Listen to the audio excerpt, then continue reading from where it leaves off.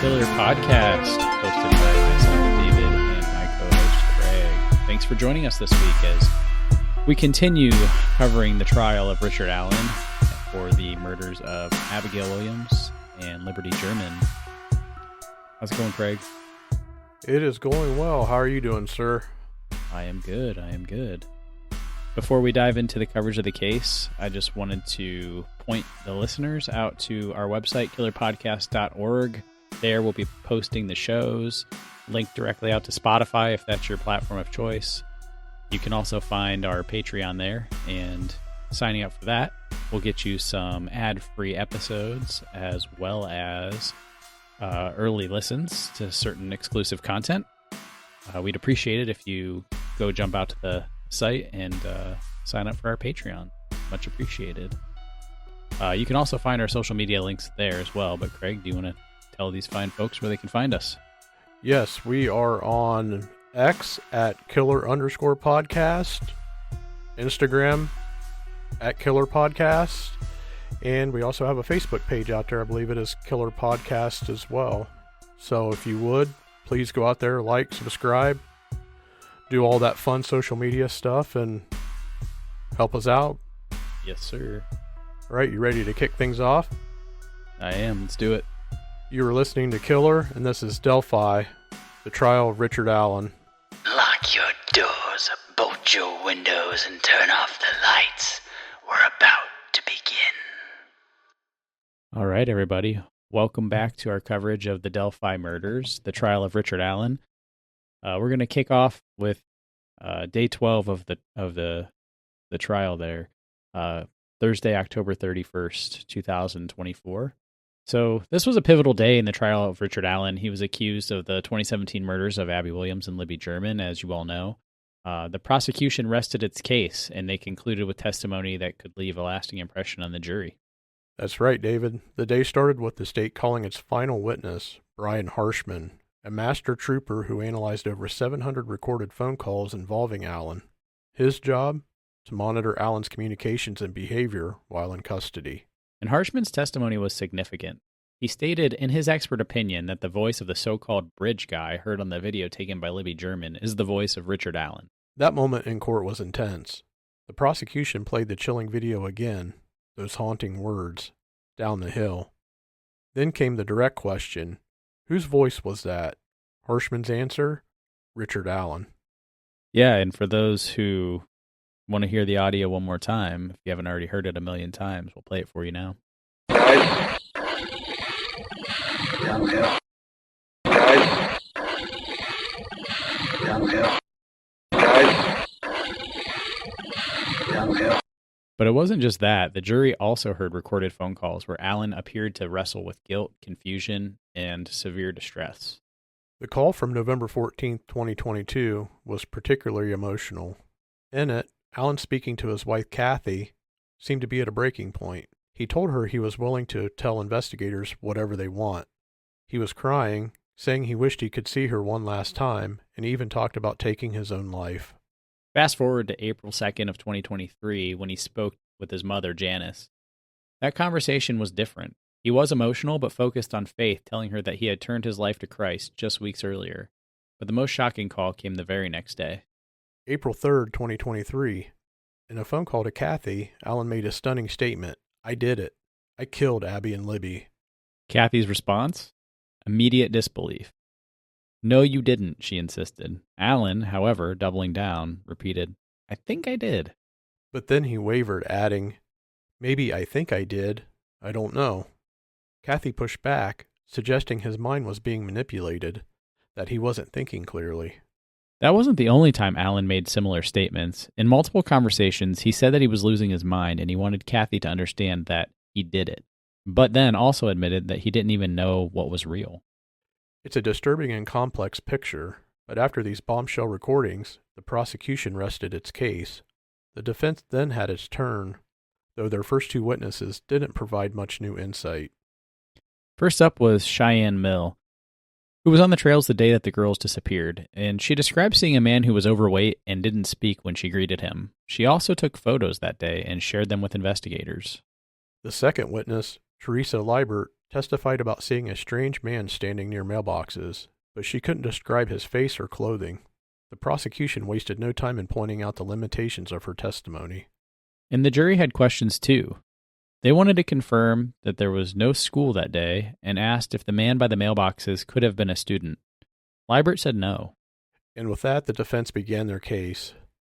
But after a day filled with emotional testimony, recorded confessions, and expert analysis, one thing is certain.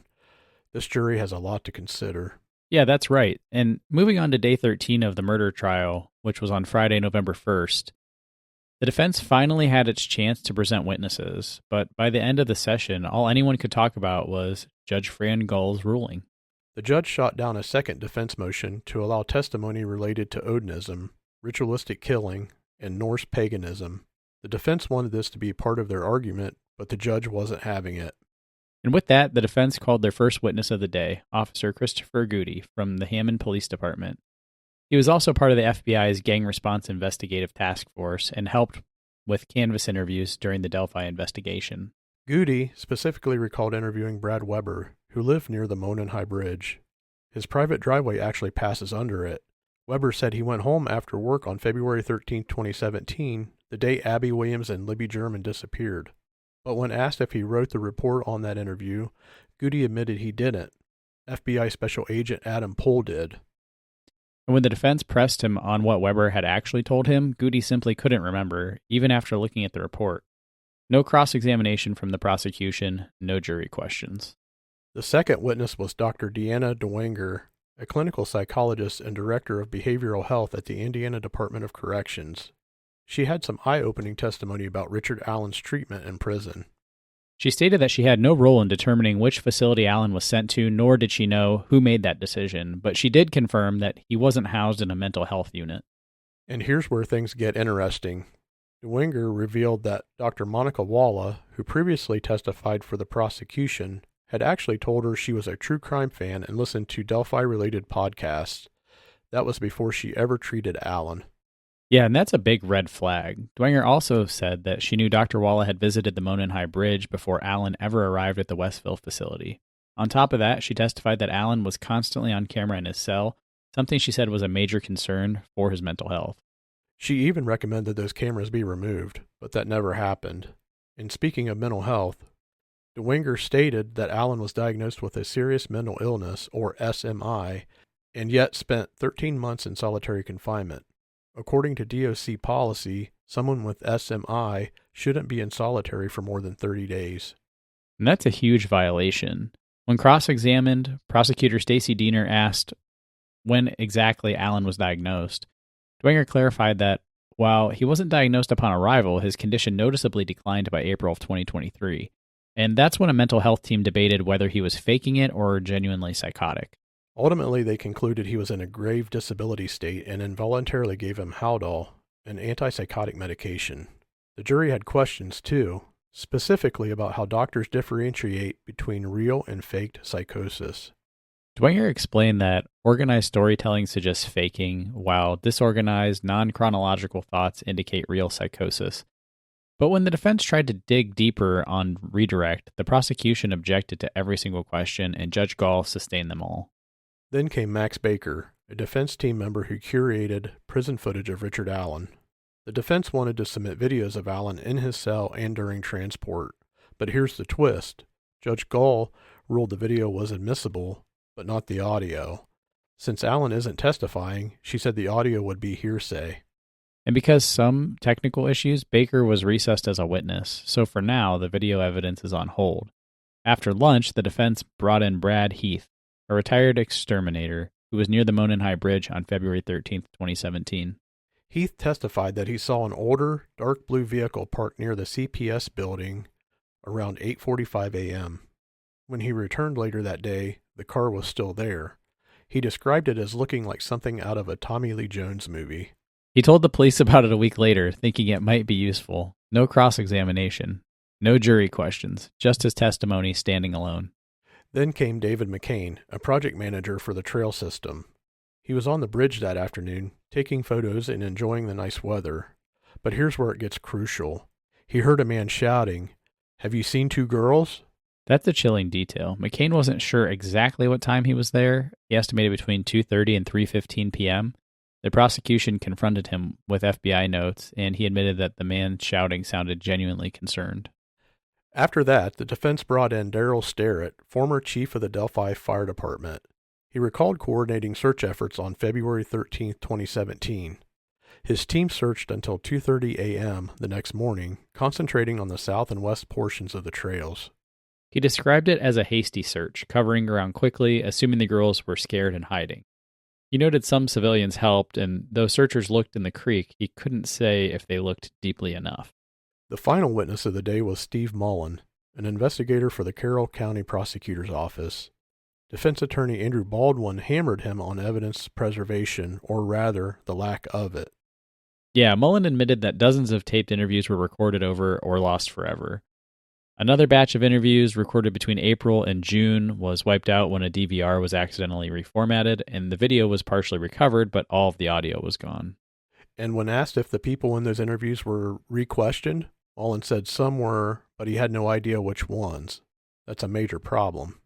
And with that, Day 13 came to an end. The defense made some headway, but between lost evidence and mental health concerns and the Odinism ruling, the trial is far from over. So what did you think so far from the defense's initial strategy?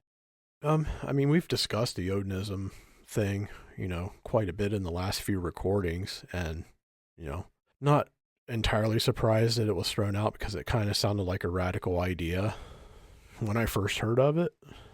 So, not surprised by that. And another thing that caught my eye here is, how does a DVR accidentally get reformatted? I mean, seriously, come on. You have to go, anything that you reformat or factory reset, you have to go through so much stuff to get to that point. Yeah, I mean, who knows for sure? It could just simply be that there was a hard drive sitting around and no one knew what was on it, didn't check it, reformatted it and used it, or it was mislabeled. You know what I mean? Just incompetence, right? Right. And that's the dangerous part of the time gap in a lot of cases. Is that time gap happens and a lot of things can be destroyed, lost, and ruined. It happens all the time. And so, that evidence is crucial. So the quicker you can get to conviction or find your suspect, the better. But in this case, luckily, they still found and apprehended a suspect. But you never know what's going to happen there. Yeah. And what did you think about Judge Gull ruling that the video from the prison cell could be watched, but the audio had to be muted out? I mean, you could use video to watch mannerisms and behaviors, but what did you think of that piece? I'm not sure how I feel about that, honestly. If Alan isn't testifying, but he's on video all the time, and he's in a security facility, like, what's the difference? I don't know. Like, why are they videoing him the whole time then if they can't use that in a court of law? Yeah. It seems a little odd. Well, I'm assuming they're recording him and keeping an eye on him because, he went through several different statuses of suicide watch as he was under evaluation. So, I mean, for safety reasons, they were probably recording him 24/7 just to watch him. But, I mean, that's true. But at the same time, they saved all the recordings, True. They could have just overrode him after, 72 hours or whatever. It's like, yeah, he's still alive today, Right. Because obviously they're monitoring him to make sure he's not hurting himself. And then somebody, if they're not next to his cell, is watching, hopefully, the monitors and can go stop anything from happening. That kind of thing. So, yeah, I don't know. I mean, I'm assuming, she's a judge, right? She knows way more than I do. I would assume that there is definitely some legal reason why they can't present that evidence. Right. Well, I mean, we talked about some of his behavior in the last episode too. So, I mean, there's still, depending on what they're capturing on video, if they're capturing, every minute of every day, and some of the stuff we talked about in the last episode was pretty disgusting. So, I mean, the jury could make some assumptions based on that if they're sitting there watching video and this guy's shitting and pissing all over himself. I mean, who in their right mind is going to do that? I mean, it automatically puts some kind of perception into their thinking, I would think. Yeah, absolutely. So let's move on to day 14 of the trial, which took place on Saturday, November 2nd, 2024. The day started with a significant ruling from Judge Fran Gall on whether to admit camcorder videos of Allen taken while he was incarcerated at Westville Correctional Facility. The prosecution objected due to the explicit nature of the videos, but the defense argued they should be played for jurors only, citing the dignity of those involved. In the end, Judge Gall ruled in favor of admitting the videos despite the prosecution's objections. These videos, taken between April and May of 2023, were compiled by Max Baker, who returned to the stand today after first testifying on Friday. The defense played 15 videos for the jury, many showing Allen with his arms restrained behind his back, often accompanied by guards in what looked like a cell or corridor. 4 of the videos showed Allen completely naked. The videos increased in length, with one reaching nearly 30 minutes and the final one lasting a staggering 52 minutes. Jurors took notes and were visibly tense, some even cringing. Defense attorney Jennifer Auger was reportedly staring in horror at one point. Notably absent from the courtroom was Allen's wife, Kathy Allen. Given the nature of these videos, speculation suggests she may not have wanted to witness them. The prosecution chose not to cross-examine Baker today, and with that, the court adjourned just before noon. After a weekend break, the trial resumed on Monday with expert testimony from Dr. Polly Westcott, a neuropsychologist brought in by the defense. Dr. Westcott, who charges $400 per hour for forensic work, evaluated Allen's mental state. She testified that Allen had long suffered from anxiety and depression, dating back to childhood, and according to her, Allen had an intense fear of school, worried about his family's well-being, and was deeply concerned with how others perceived him. Her assessment led her to diagnose Allen with dependent personality disorder, meaning he relied heavily on others, primarily his wife Kathy, and sometimes his mother, to function in daily life. She also testified that Allen had experienced episodes of psychosis while in prison.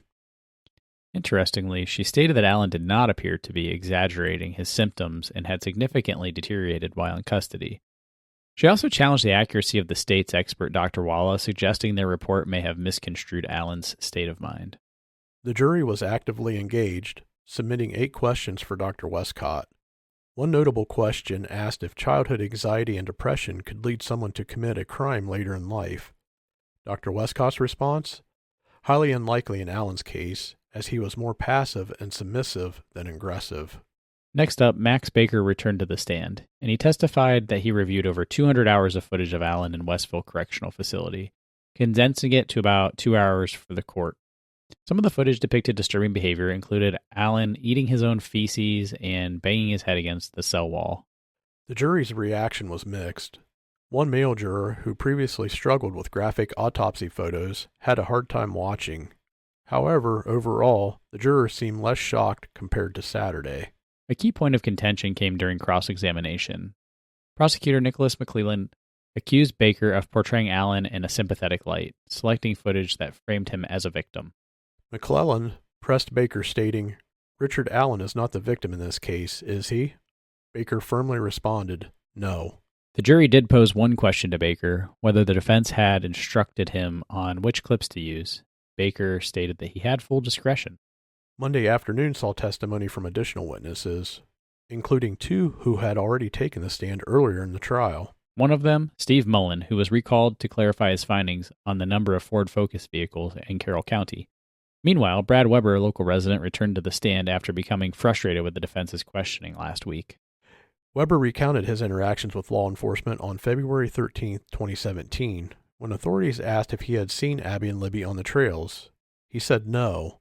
He also noted that while he granted permission for police to search his outbuildings, they did not do so during their initial visit. The final witnesses of the day were Allen's sister, Jamie Jones, and his daughter, Brittany Zapanta. The defense asked both women if Allen had ever molested them, to which they firmly responded no. This contradicted a statement Allen had made to a prison mental health worker where he claimed he may have molested his sister. The defense asked both women if they loved Allen. They each responded with a heartfelt yes.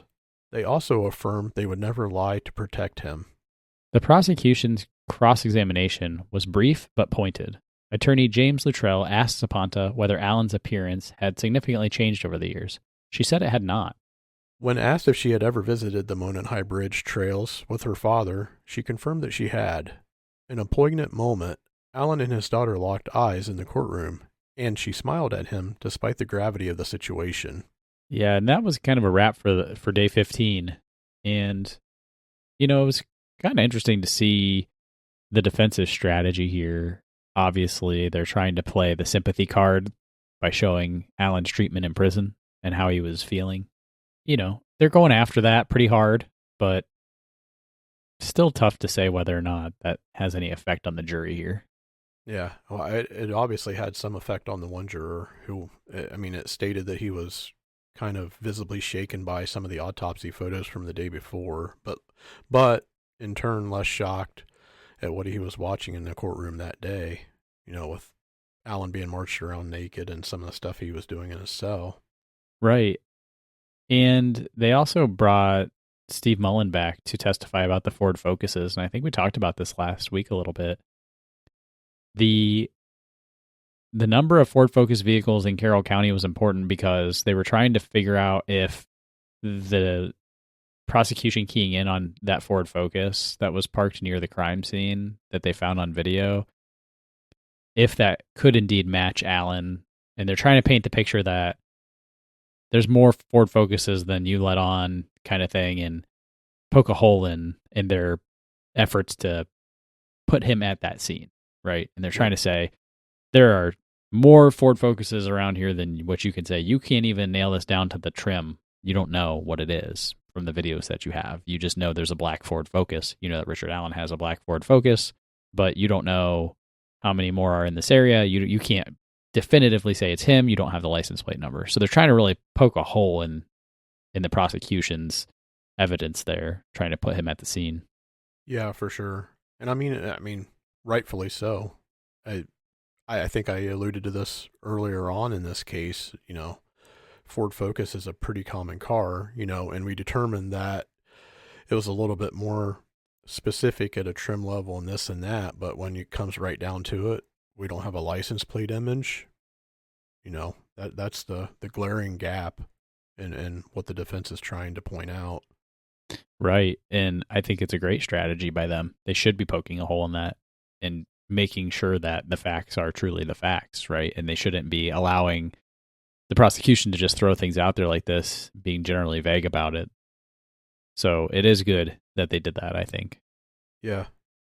And one thing before we move on to day 16 too, there was a question that came up in the line of questioning asking if Alan's appearance had changed over the years.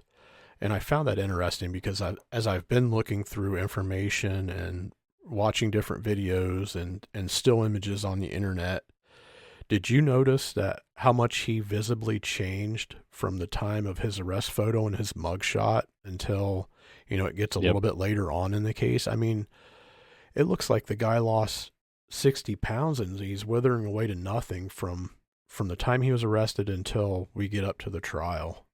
I mean, I thought that was a strange statement saying his appearance hadn't changed, because to me it visibly had while he was in custody. Yeah, I think the focus of that was pre-arrest.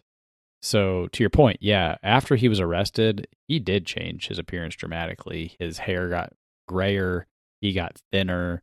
You know, he looks way worse off than he did when he was originally arrested and in his, you know, mugshots and stuff like that. Very similar to Golden State Killer. I don't know if you remember that, but when they arrested Joseph James D'Angelo, he was like pretty husky, I would say. You know, he wasn't shy on the calories, I would say. Right. And then when they went to trial, he looked like a gaunt, frail old man. Well, yeah, you're absolutely right.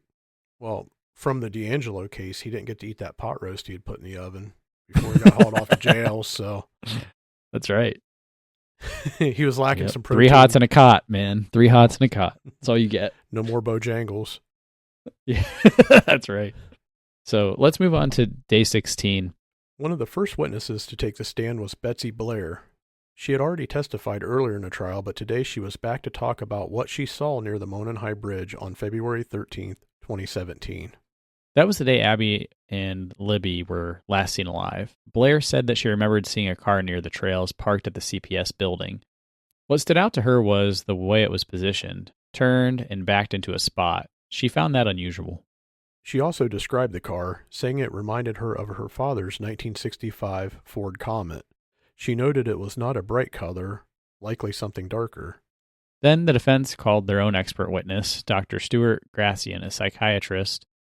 His testimony focused on Richard Allen's mental health, specifically how solitary confinement can cause cognitive impairment. He claimed Allen was showing symptoms of delirium and memory loss, saying Allen himself was afraid he couldn't remember things. Dr. Gracian argued that solitary confinement can have lasting effects on memory and mental clarity. Next up, Dr. Eric Warren, a forensic examiner for the defense, took the stand. His testimony was all about the single .40 caliber cartridge that was found at the crime scene. And that's a crucial piece of evidence. Earlier in the trial, Dr. Melissa Oberg testified for the prosecution, saying that the bullet had been cycled through Allen's Sig Sauer .40 caliber pistol. Warren, however, disagreed with her findings. He reviewed Oberg's work and photographs of the bullet, but did not examine the gun or the cartridge himself. He argued there wasn't enough agreement between the bullet fired from Allen's gun and the unspent cartridge at the scene. He also criticized Oberg's methodology, saying she couldn't have compared a spent casing to an unspent round. The defense then brought in another forensic examiner, Stacy Eltbridge, who had analyzed data from Liberty German's phone. One of the more surprising revelations in her testimony was about the phone's headphone jack. She said data indicated that at 5:45 p.m. on February 13th, a headphone was plugged into the phone's audio jack and remained there for nearly 5 hours. That happened just seconds after the phone received a call. The prosecution countered the argument with two Indiana State Police forensic examiners. One, Sergeant Christopher Cecil, pointed out that water damage or dirt could make the phone register that something was plugged in, according to a quick Google search he conducted. The defense wasn't happy with that response. They argued that relying on a Google search in court wasn't exactly a solid foundation. Yeah, I want to talk a little bit more about this headphone jack piece. This seemed to actually carry a lot of weight and significant time during this day of the trial.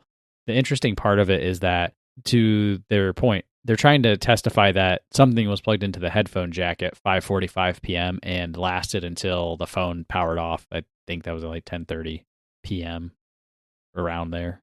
There's no way there was a headphone plugged into this phone. Like, it just didn't happen. This is just bullshit, in my opinion. Yeah. Well, from a forensic standpoint, too, okay, it registers that a headphone has been plugged in, but I would think when you're tracking down the data and the analysis of the phone, you're going to look to see, well, if a headphone was plugged in, did someone play music? Did someone make a call? Did someone log on to a social media site to listen to audio? Whatever. Just the fact that it says that the phone was plugged into a headphone jack for nearly 5 hours. I mean, to me, it's pretty clear that it was probably some kind of debris or water had gotten into the port. 100%. You and I work in technology. We deal with this stuff all the time. Technology does stupid things all the time. And water is the enemy of tech. Like, that. It's going to cause major problems whenever those two things are mixed, especially this version of phone. Nowadays, a lot of phones, almost all phones, are basically waterproof up to a point. This phone was like an iPhone 6S or something, or iPhone 6. It's older. It's not built the same way. So just remember that when you're thinking about this and wondering, well, could this have been waterproof? It had to be headphones. Well, no, that's not the case. And on top of that, the phone was found underneath the girl's body. Right. So, and by this time, it's 5:45 p.m. There's a search happening for the girls. You would have to imagine that whomever had murdered them was long gone by now. They don't want to stick around. They're not going to hang out around the crime scene and plug stuff into their phones. They're also not going to take the phone, leave, and come back. If they did, the cell phone data would point to the cell phone pinging on different cell phone towers. It clearly did not, because we know that the phone got phone calls and text messages right before it powered off, and it was in this location. So there's so many random things that had happened around this that never get brought up in this whole line of questioning, which really frustrated me, because I'm sitting here going, there's 80 million reasons why this phone just had debris or water in it. It's that simple. It is that simple. A Google search did solve this problem. It solves a lot of problems, quite frankly. Yeah, I 100% agree. And not to go down the nerdy trail here too far, but I believe the iPhones started the waterproofing technology with the iPhone 7. And the reason I remember that is when the iPhone 7 came out, we got our son a brand new iPhone 7. Went on vacation. He took it for a swim in his pocket, and thank God it was waterproof. So, yeah, I thought you were going to tell me he dropped it in the toilet and he had to recover it. no, I'll leave that to my wife and daughter, dropping phones in the toilet. Yeah. So let's move on to day 17, which was Wednesday, November 6th, 2024. Big developments today, David. The defense officially rested its case in the Richard Allen trial. That's right. After presenting expert witnesses over the past several days, including psychiatrists, forensic specialists, and evidence analysis, the defense wrapped up its arguments. Judge Fran Gall was a little surprised. She said, "I wasn't anticipating having this conversation quite yet," but she quickly moved on to discuss jury instructions and argument timing with both sides. Each side will get 2 to 2.5 hours for their closing arguments, but before that, the prosecution began their rebuttal, starting with Breanne Wilbur. Wilbur had already testified earlier in the trial. She was on the Monon High Bridge the day Abby and Libby disappeared. This time, she was asked about Snapchat photos she took at the Freedom Bridge, time-stamped 12:25 p.m. The defense tried to poke holes in her memory, questioning whether investigators focused on certain parts of her day. Wilbur said they primarily concentrated on the later parts. Another rebuttal witness was Brian Harshman, a master trooper with Indiana State Police. He talked about the conditions Richard Allen faced in prison. The defense had claimed that Allen's solitary confinement conditions were inhumane, but Harshman argued that the conditions were similar across different facilities where Allen was housed. The final rebuttal witness was Dr. John Martin, a psychiatrist with over 40 years of experience. He was the one who administered Haldol to Allen while he was in prison. His testimony focused on the distinction between solitary confinement and being housed in a one-man cell. He said Allen hadn't broken any prison rules, but was still kept isolated, likely as a protective measure. He also described a crucial moment on April 13, 2023, when he was called to Allen's cell. Allen was naked, had feces smeared on his body, and was in a highly disturbed state. That led to an emergency meeting with mental health staff, where they decided to medicate Allen involuntarily. He was given short-acting Haldol for a few days before receiving a long-acting dose on April 18th. Over time, Dr. Martin testified that Allen's condition improved, and by May 2, 2023, he showed no signs of psychosis. However, the defense questioned Martin's qualifications and past work history. That led to a tense exchange. The defense brought up Martin's termination from a job in Florida, but the judge didn't allow further questioning on that topic. The most dramatic moment came when the defense played a video of Allen on June 20, 2023. He appeared catatonic, barely moving. That was the same day Dr. Martin had said Allen was fully oriented and clear-headed. The jury clearly took note of that. They asked multiple questions, including whether Allen could have been faking his symptoms in the video, and Dr. Martin said, "I don't think so." Another juror asked if someone could slip in and out of psychosis within a 24-hour period. Dr. Martin said yes. And with that, the evidence phase of the trial came to a close. Judge Gold dismissed the jury early so the attorneys could prepare their closing arguments, which would begin the following day. I do want to talk about something that we had mentioned in a previous episode, which was the leaks of the crime scene photos and what had gone on there. And first, I would like to play a clip of one of the defense attorneys talking through the leaks themselves and then talk about this a little bit afterwards. Take a listen. On October the 9th, I believe, a Monday afternoon, about 4 o'clock, he came in, he called me and he said, "Hey, I really got to talk to you." And it was one of those things where it almost sounded like he might have cancer or something might be going on with him, because I was like, I'm leaving. No, stay there. And then he came in and he said, I got to tell you that he knew that I was upset because somebody was asserting that the defense had leaked out photographs. And I was so angry about that. And I had emailed Judge Gall and said, "I want to find out who this is just as much as anybody." And Mitch came in, he said it was me because I took you were in your office, which is right next door, and the door was shut, and I was waiting on you. Then I wandered in here and took these photos. And then, I made the biggest mistake of my life, and I shared it with this guy, and then he sent it to this guy in Texas. And I just sat there stunned, and I just said, they're going to blame me, and they're going to already. That was after the Franks memo had come out, and everybody's upset at me, and there had been contentious depositions with Jerry Holman and others, and I just instantly knew they're going to use this as a springboard to try to get me off the case or something. And I told Mitch that. I said, you're probably going to need to get a lawyer. And that's what happened. He didn't come in here and burglarize the place. That's what some rumor is, that he came in here and did that. That is not what happened. I mean, ultimately, and I've said this in a couple of other media appearances, I have forgiven Mitch because, I'm a Christian, and that's in my nature to do. And he has suffered tremendously because of this. And he is a human being. And, the fallout from it for everybody is awful. The family itself, I have to sit here and did I get upset and cry about the thought that those photos are out there? I can get upset about it as we speak right now, okay? And people say, oh, that's just you doing it for the camera or whatever, but it is not. Anybody that knows me would know that, anybody.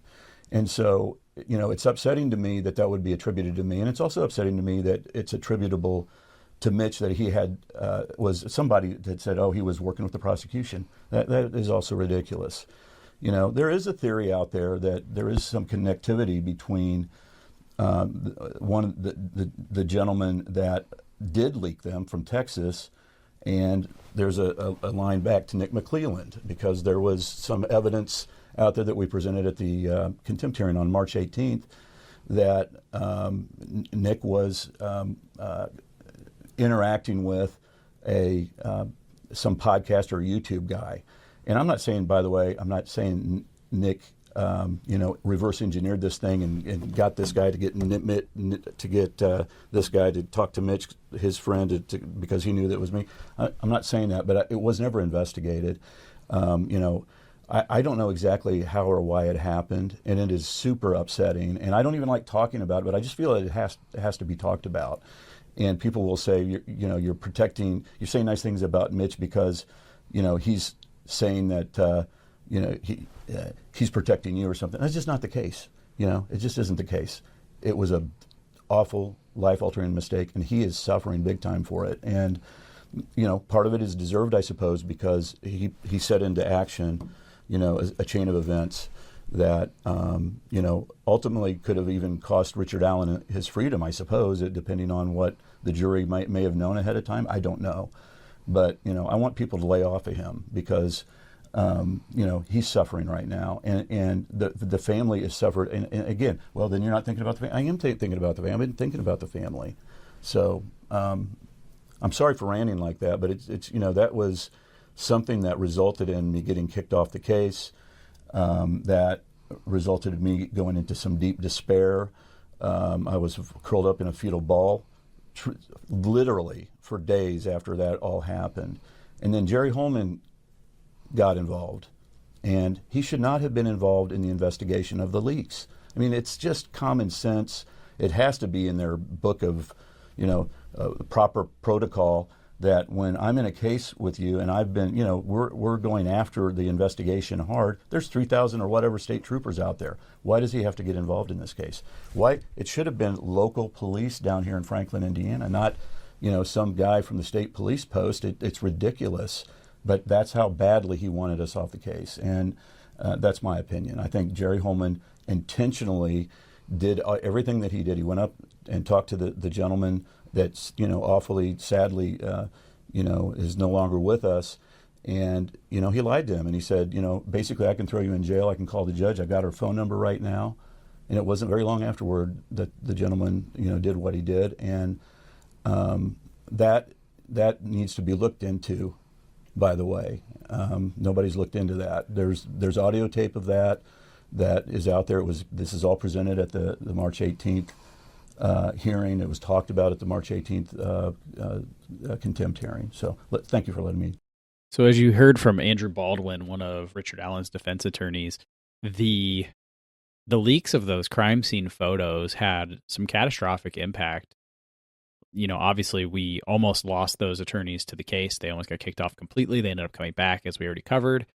But what I wanted to point out was Mitch Westerman was the person who leaked those photos, and he was arrested and sentenced, and I believe he's actually been let out by now. But the person that he shared the photos to, I couldn't track down a name for, but that person then committed suicide. And that person had shared those photos with the podcasters and true crime community and started disseminating them across the internet. I just wanted to bring that up because I know we've talked about it a little bit, and that was something that I felt like was kind of interesting. What was your opinion of Andrew Baldwin after listening to that clip? I get the point he was trying to make when he was kind of appealing to back off of Mitch Westerman, said he suffered enough, but that's for me, that's kind of a double-edged sword. Yeah, okay, he made a mistake. Things happened. This guy ends up killing himself because he's stuck in the middle of this huge conspiracy about leaking all these photos to all these different platforms. But come right down to it, it was illegal what he did. How much sympathy should we show? These families waited 5+ years to get to this point, and like he said, it could have resulted in the freedom of Richard Allen. And to Baldwin's point, I mean, that's obviously what he's fighting for, but that's not, when we come to the resolution of this case, that's not what we're looking to put the person who killed these little girls behind bars with no loopholes or strings attached. Right. I sort of felt like he's a little disingenuous. If I'm honest, I don't know that, but it's a sense that I get in listening to the audio. He just, I said he was curled up in a ball for literal days. I don't believe that for 1 second. Nah, I would have asked for proof of that. Show us, Yeah. Show us your Oscar performance. Yeah, to me, it was a little disingenuous. I know that a lot of people online back the defense and feel a certain way about this, but I just didn't. I don't know. Something rubs me the wrong way. I just don't buy it. Yeah, I'm right there with you. I don't buy it either. He's definitely a good defense attorney. Let me put it that way. It kind of felt to me like just listening to that audio, he's kind of talking out of both sides of his mouth, if you know what I mean. Yeah, it did. So let's move on to day 18, which was Thursday, November 7th. This was the closing arguments, and after weeks of testimony, the prosecution and defense have made their final cases. So let's break it down. That's right, David. The prosecution kicked things off, taking just under an hour to summarize their case. Prosecuting attorney Nicholas McClelland began his argument at 9:22 a.m., reminding the jury that February 13th, 2017 is a day this community will never forget, the day Abigail Williams and Liberty German were murdered. The prosecution presented a chilling timeline, starting with the photos of the girls on the trail that day.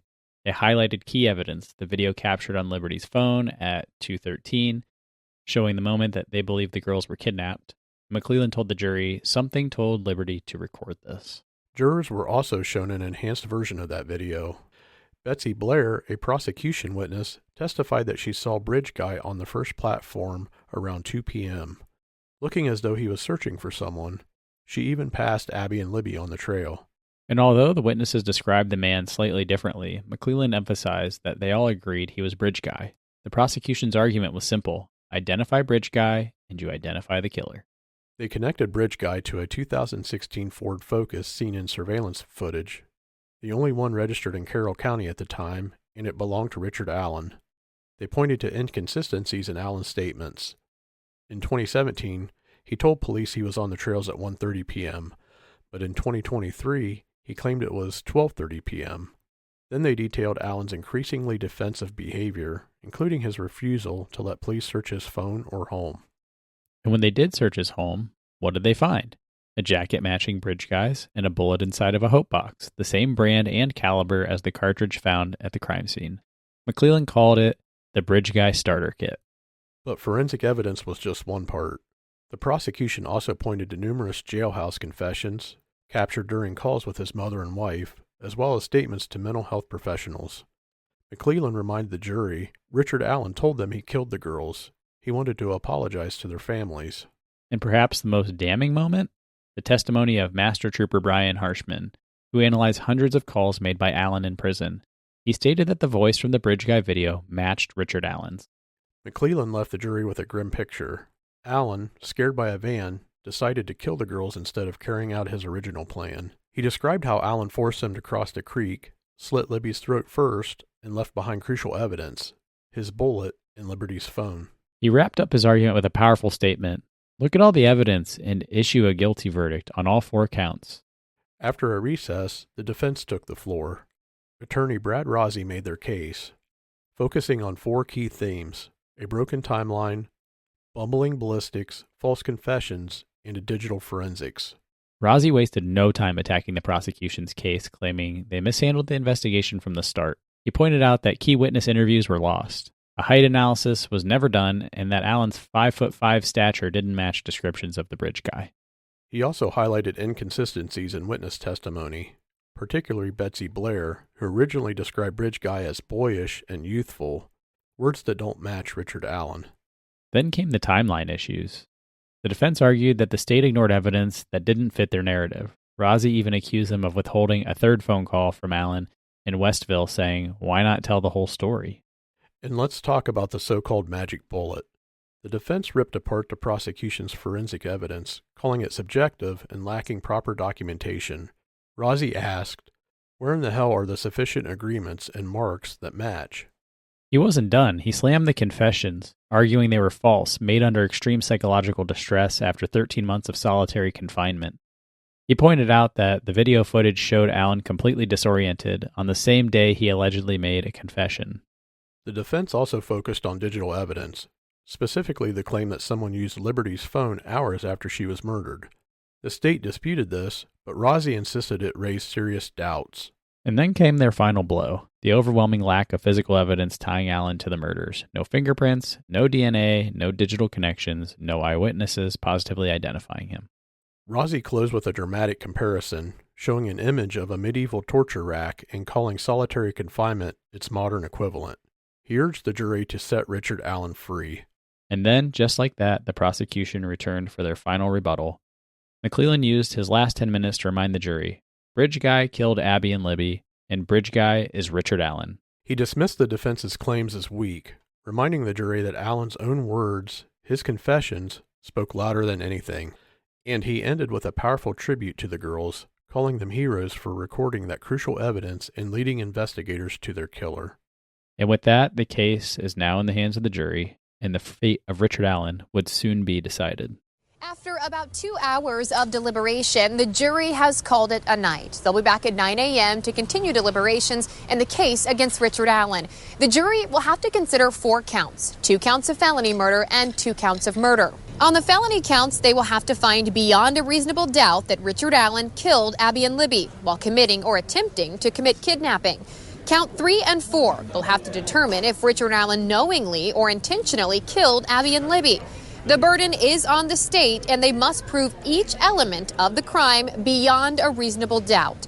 The jury was instructed that if they believe there is a possibility that Richard Allen is not guilty, they must give him the benefit of the doubt and find him not guilty. The jurors must all agree. The prosecution told the jury during closing arguments that if they would determine who Bridge Guy was, they know who killed Abby and Libby.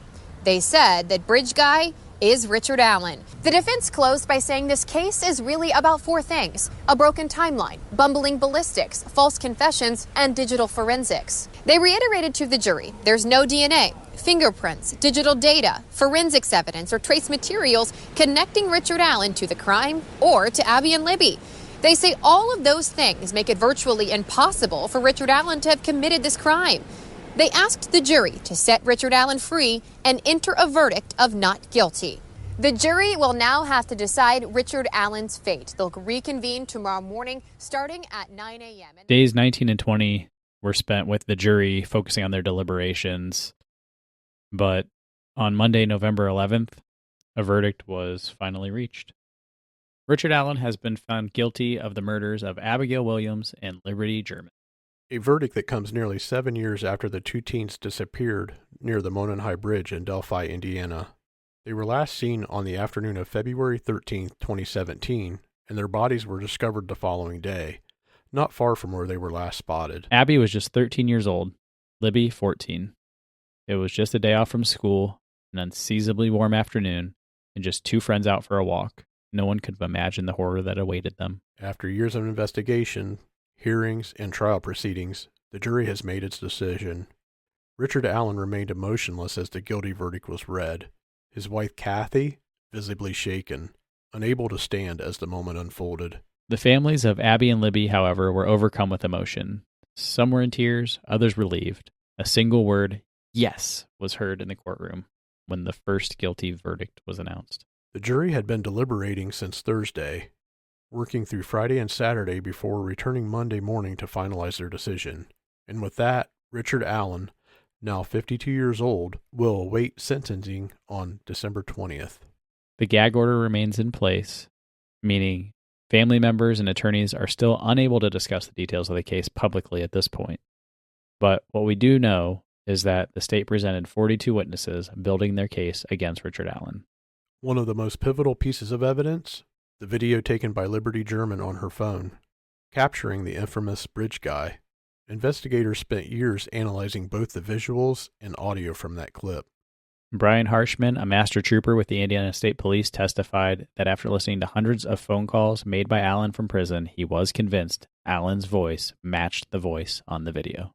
Other witnesses, however, weren't as certain. The chilling phrase, "guys, down the hill," became a part of the trial, but opinions varied on whether it could definitively be linked to Allen. But perhaps the most damning testimony came from Dr. Monica Walla, a clinical psychologist who interacted with Allen extensively at Westville Correctional Facility. She stated that he confessed to killing the girls multiple times. She even recounted Allen mentioning an incident from his past, an admission that he may have molested his sister when they were children. But when his sister Jamie Jones took the stand, she denied it had ever happened. Beyond psychological testimony, forensic evidence played a crucial role. Forensic metallurgy expert Melissa Oberg testified about the .40 caliber unspent cartridge found near the crime scene, saying it had been cycled through Allen's Sig Sauer pistol. The defense fought hard to discredit this. Dr. Eric Warren, a forensic examiner, argued that the evidence wasn't conclusive. He stated that comparing a spent shell casing to an unspent round was problematic, and that Dr. Oberg's findings were not definitive. And despite these efforts, the jury sided with the prosecution. The defense called 22 witnesses, but wrapped up their case quickly. Allen himself never took the stand. The 12 jurors, chosen from Allen County, Indiana, were sequestered throughout the trial. They remained isolated, focused solely on the case, and now their verdict is final. And on Friday, December 20th, 2024, the final chapter in the Richard Allen trial took place. Judge Fran Gall handed down the maximum sentence, 130 years in prison. That's 65 years for the murder of Abigail Williams and 65 years for the murder of Liberty German, served consecutively. With credit for time already served, he has 786 days accounted for, but the road ahead of him is clear. He will likely spend the rest of his life behind bars. And Judge Gall didn't mince words. From the bench, she declared that in her 27 years on the bench, Allen's crimes rank right up there in terms of their heinous nature and the devastating impact that they left on the community. 6 victim impact statements were read in court. Family members spoke about the unimaginable loss, the future stolen from them, the emptiness left behind. The pain of their words were evident. Judge Gall made several key rulings today. She vacated the felony murder charges, assigned Allen a public defender for his appeals, and lifted the gag order, meaning families and attorneys can now speak about the case. The defense tried to argue for a lesser sentence, citing Allen's lack of prior criminal history and his mental health struggles. But Judge Gall dismissed these points, saying that the nature of the crimes far outweighed any mitigating circumstances. And with that, justice has been served. Nearly 7 years after the tragic February day, Abby and Libby's families finally have the closure they've been seeking. A case that shook the small town of Delphi, one that captivated the nation, has reached its conclusion. But the memory of Abby and Libby will live on. Rest in peace, Abby and Libby. And for all of you out there, stay safe.